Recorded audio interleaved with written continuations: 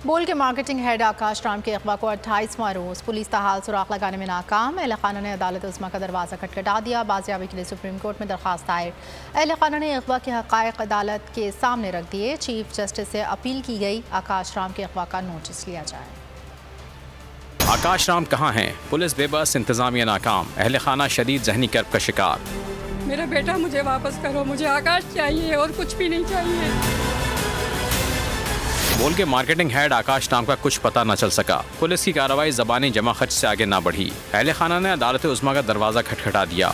आकाश राम के अहल खाना ने सुप्रीम कोर्ट में दरख्वास्त दायर कर दी। अगवा के हक़ाइक़ अदालत के सामने रख दिए गए। चीफ जस्टिस से अगवा का नोटिस लेने की अपील भी की गई। आकाश राम की जल्द बाजियाबी का मुतालबा भी कर दिया गया। आकाश राम को 11 अप्रैल की सुबह 6 बजे घर से अगवा किया गया। सादा लिबास नामालूम अफराद ने डिफेंस मैन की रिहाइशगाह पर धावा बोला। सिक्योरिटी गार्ड खानसामा और चौकीदार को भी हमरा ले गए। नामालूम अफराद ने इमारत में लगे CCTV कैमरे भी तोड़ डाले। जाते हुए CCTV कैमरों का सिस्टम भी साथ ले गए। घर से लैपटॉप, मोबाइल फोन और दीगर सामान भी उठा लिया गया।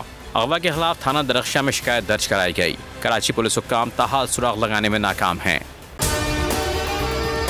और अगर आपको हमारी ये वीडियो पसंद आई है तो लाइक पर क्लिक कीजिए।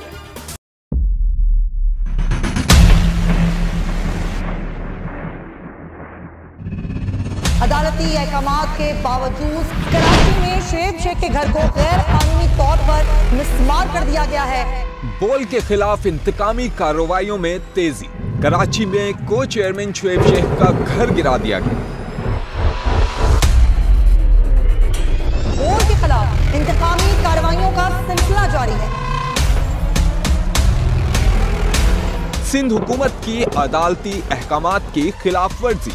सिंध हाई कोर्ट का स्टे ऑर्डर नजरअंदाज।